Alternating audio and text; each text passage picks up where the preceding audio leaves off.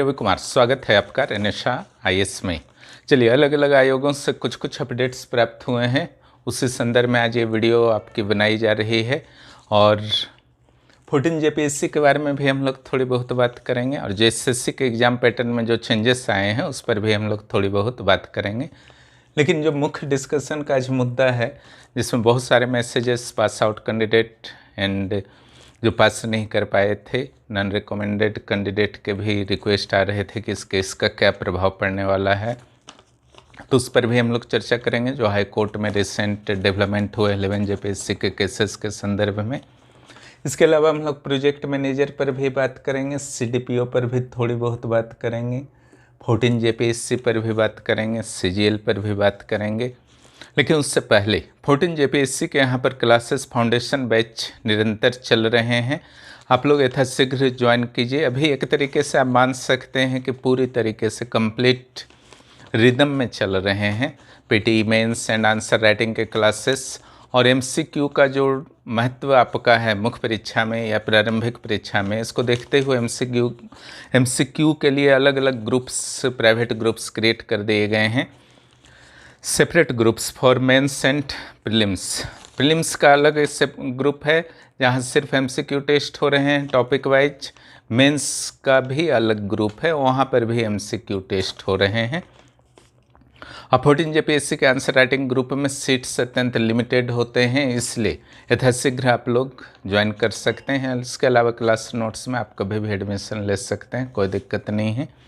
जहां आपको ज़रूरत हो उसके अनुसार डिसीजन लीजिए और आगे बढ़िए। सबसे पहले हम लोग बात करने वाले हैं 11th जेपीएससी के कोर्ट केसेस के बारे में। जैसा कि आपको पता है कि 11th जेपीएससी के फाइनल रिजल्ट आ चुके हैं और 342 अधिकारियों की अनुशंसा आयोग के द्वारा सरकार को कर दी गई है, और सरकार के द्वारा अग्रेतर कार्रवाई करते हुए इन अभ्यर्थियों के डीवी वगैरह भी कार्मिक विभाग की ओर से सचिवालय में करवाए जा रहे हैं ताकि आगे की प्रक्रिया को आगे बढ़ाया जाए। इसके बाद जो प्रक्रिया होती है नियुक्ति पत्र वितरण, जो सामान्य रूप से सीएम महोदय के द्वारा नियुक्ति पत्र वितरण कार्यक्रम करवाया जाता है ना, जो एक बहुत बड़ा राजनीतिक समारोह के रूप में भी झारखंड में देखा जाता है। उस रूप में डेवलप हुआ है जेपीएससी एवं अन्य जेएसएससी के भी एग्जाम्स वगैरह जो भी होते हैं, तो सामान्य रूप से एक समारोह के रूप में नवचयनित अधिकारियों को नियुक्ति पत्र प्रदान किए जाते हैं। तो चूँकि अभी डीवी वगैरह की प्रक्रिया चल रही है, तो उसकी तिथि वगैरह तो अभी तक घोषित नहीं की गई है। लेकिन इस बीच कुछ केसेस हाई कोर्ट में जो चल रहे थे, उनमें से कुछ नवीनतम आपके सूचनाएं मिल रही हैं। जैसे आपका दो केस आपका 11th जेपीएससी के संदर्भ में है। एक घंटी आधारित शिक्षकों से कॉपी चेक कराए जाने का मामला है, जो वास्तव में मेंस रिजल्ट से पहले से ही चल रहा था, है ना। कोई नया केस तो नहीं है, मेंस रिजल्ट से केस नया है लेकिन मुद्दा जो है नया नहीं है। मेंस रिजल्ट से पहले ही पेपर वगैरह में आए थे, जिसके कारण अभ्यर्थी काफ़ी उस समय भी डरे हुए थे कि कहीं ये सच ना हो।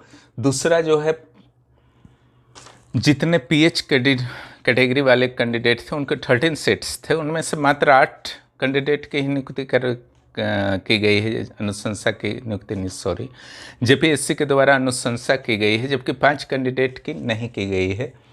तो एक प्रभावित अभ्यर्थी के द्वारा इस संदर्भ में माननीय हाईकोर्ट में मैटर को रखा गया था, जिसमें 5 सीट रिजर्व करने को कहा गया था। दूसरी बात है कि घंटे आधारित शिक्षकों से करवा दिया है, जबकि 5 से 10 साल का एक्सपीरियंस होना चाहिए उस टीचर को जो कॉपी को चेक करते हैं। तो इस संदर्भ में सिंगल बेंच के द्वारा याचिका को खारिज कर दिया गया था, लेकिन डबल बेंच ने याचिका को स्वीकृत किया है और उसकी सुनवाई कल हुई है, ठीक है। और जो असफल अभ्यर्थी हैं 11th जेपीएससी के, उनके द्वारा अजित कुमार जो एडवोकेट हैं, वरिष्ठ अधिवक्ता हैं, उनको हायर किया गया है। और इस संदर्भ में चूँकि जेपीएससी के द्वारा जवाब मांगा गया था, लेकिन जेपीएससी के द्वारा इस संदर्भ में कुछ भी अभी तक जवाब दाखिल नहीं किया गया है, इसलिए जेपीएससी के द्वारा फिर से टाइम मांगा गया था जवाब के संदर्भ में कि क्या घंटे के आधारित से शिक्षकों से किया गया है, अगर किया गया है तो क्या एसओपी का उल्लंघन है, तो जेपीएससी ही जवाब देगा, है ना। तो जेपीएससी के द्वारा टाइम मांगा गया है, जिसके चलते उसको फिर से समय दिया गया है। 9 सितंबर को अगली सुनवाई रखी गई है। तो आखिर जो आपका मामला चला, इस पर क्या इफेक्ट पड़ने वाला है सफल और असफल अभ्यर्थियों पर, है ना।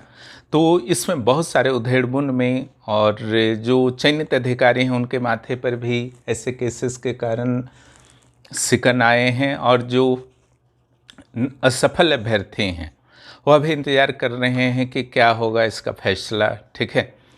तो इस संदर्भ में बस इतना समझ लीजिए कि जो कल की सुनवाई हुई है तो उसमें किसी भी प्रकार का स्टे नहीं लगाया गया है कि नियुक्ति नहीं होगा, तो ऐसा कोई भी स्टे नहीं लगाया गया है। और दूसरा, यानी कि सरकार चाहे तो नियुक्ति कर सकती है, लेकिन माननीय न्यायाधीशों के द्वारा ये कहा गया है कि जो भी नियुक्ति वगैरह प्रक्रिया में अगर सरकार बढ़ना भी चाहती है तो इस केस में जो भी फैसला आएगा न्यायालय का, उससे प्रभावित होगा नियुक्ति, ठीक है। तो मुझे ऐसा लगता है कि 9 तारीख तक तो अभी स्टेप झारखंड सरकार नहीं बढ़ाएगी नियुक्ति के संदर्भ में। जेपीएससी के द्वारा जवाब दिया जाएगा 9 तारीख को कि क्या घंटी आधारित शिक्षकों से करवाई गई थी या नहीं। मौखिक रूप से या पेपर में कुछ भी होता है वो उसका बहुत महत्व नहीं होता है, जेपीएससी जब खुद जवाब देगा उसका महत्व होगा। अगर उसके द्वारा नहीं स्वीकार किया जाता है तो फिर उसके बाद न्यायालय और जो वादी पक्ष हैं उनका क्या रुख रहता है वो उस दिन पता चलेगा।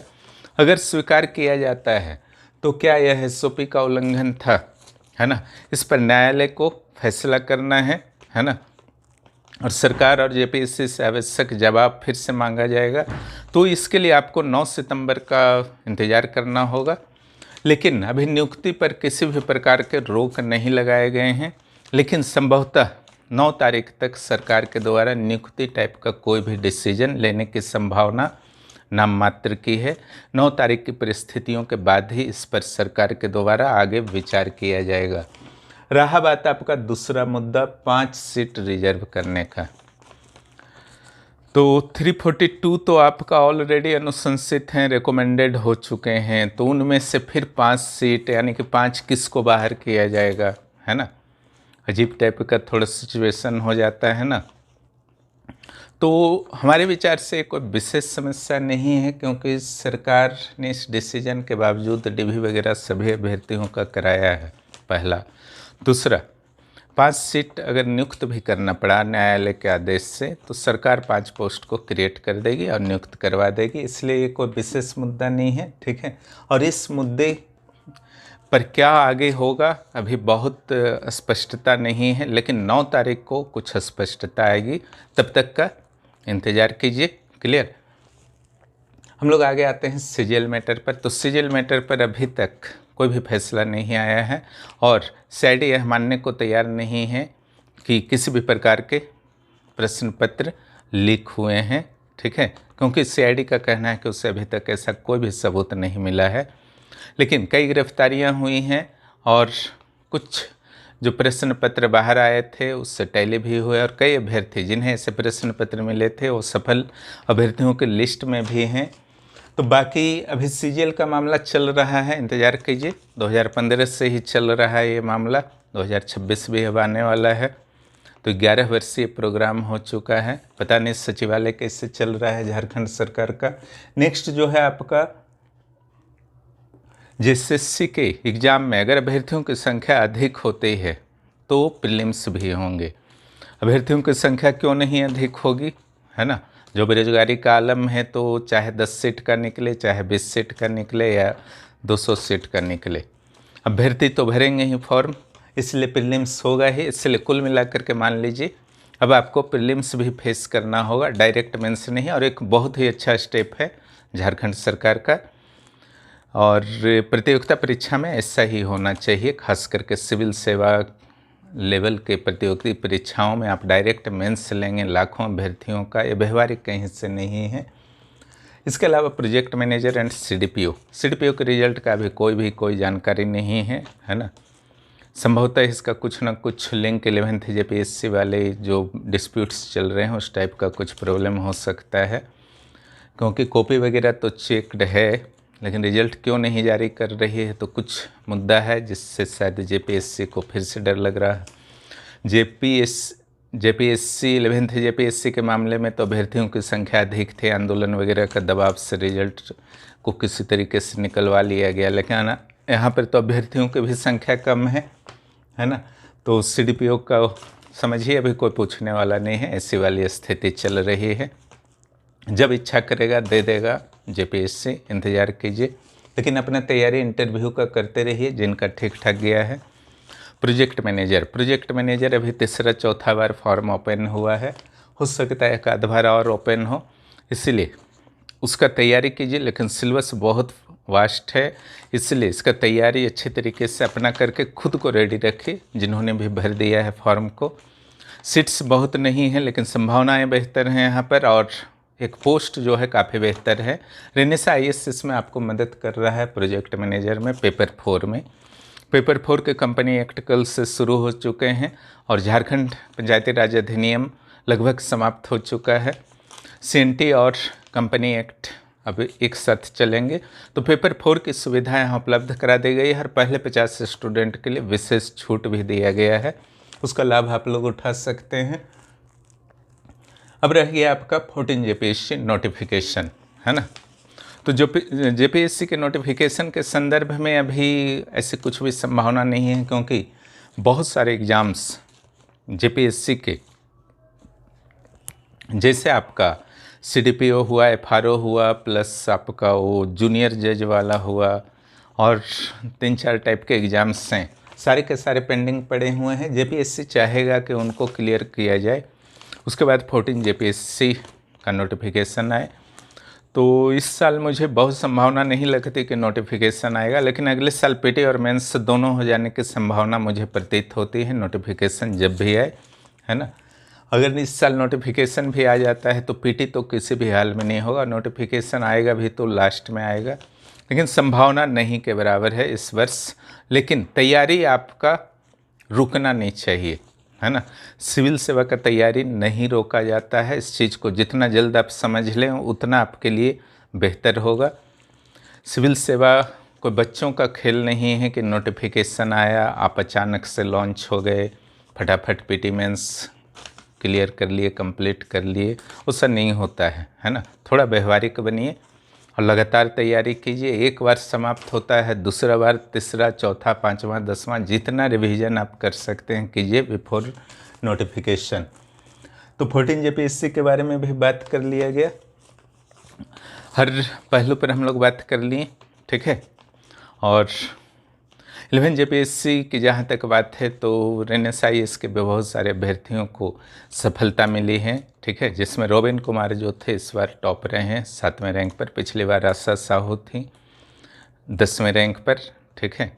इसके अलावा अन्य बहुत सारे अभ्यर्थियों को सफलता मिली है, जिसके इंटरव्यू भी साझा किए गए आपके साथ, ताकि आप भी उनके अनुभव से परिचित हो सकें और आपको भी हिम्मत नहीं हारना है।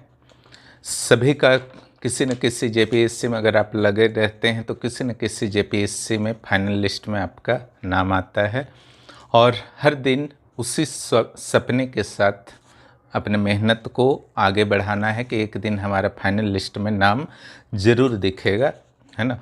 हिम्मत मत हारिए, किसी भी हालत में हिम्मत नहीं हारना है, क्योंकि हिम्मत हार गए तो सब कुछ खत्म हो गया। जहाँ तक सिविल सेवा की तैयारी का बात है तो बाधाएं तो बहुत कुछ आती हैं, झारखंड में कुछ ज़्यादा ही आते हैं, है ना। यहाँ 3 चरण नहीं होता है, 4, 5, 6 चरण होता है, ठीक है।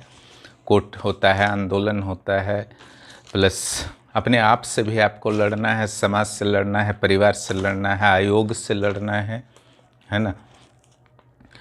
तो हर जगह ठीक है, हर लड़ाई में आप जीते जाएंगे, लेकिन अपने आप के साथ जो लड़ाई आपका होता है उसके साथ अगर जीत गए तो सब कुछ ठीक है।